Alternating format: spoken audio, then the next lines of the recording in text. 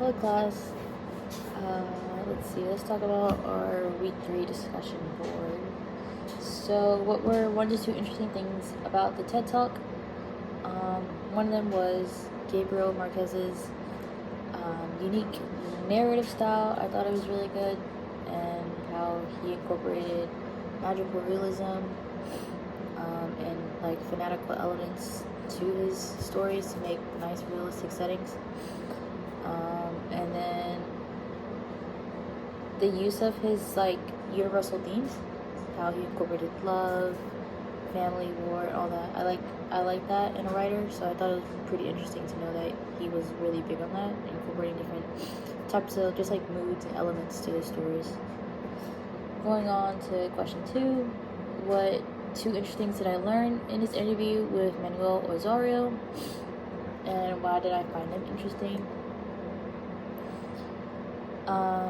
Well, one of them was how the town he had made in the fictional town, Mancondo,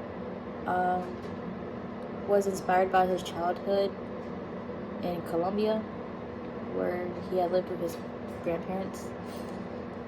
I like that because it was a nice, like, good personal connection that he had made, which I think that's really cute. And then how he talked about he was constantly rewriting his stories because he really wanted them to be perfect and whatnot. I mean, any artist, any author would want their work to be perfect, right? So can't blame him. Going on to question 3, respond to the statement Marquez made to the interviewer about single Latin American culture. Well, that one was kind of hard for me, I guess you can say. He talked about a very unified Latin American culture in comparison to like American, where it's kind of debatable with how diverse and like influences, unlike how Latin America is with very close rooted and whatnot. America is a very big melting pot, don't get me wrong, and it has a very big global influence and making its landscape and stuff very fragmented compared to Latin America. But it's very hard to really compare them because Latin America is very diverse, and so is America, I would say. But I guess in other aspects, people will say America is very single with like their culture and whatnot. It was a little confusing to really compare like how they turned out. Let's see. Moving on to question 4. Research whether there are magical realism authors in the United States. Yes. So I just went on Google. Nothing really crazy.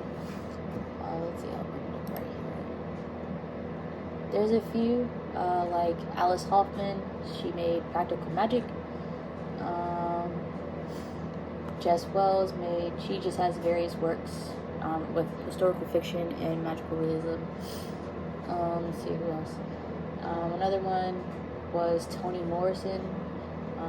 He likes to make ghost and like explore history and identity in his stories. One of his best works is Beloved and Song of Solomon. Let's see. Now moving on. Next questions. Number 5. Now concluding.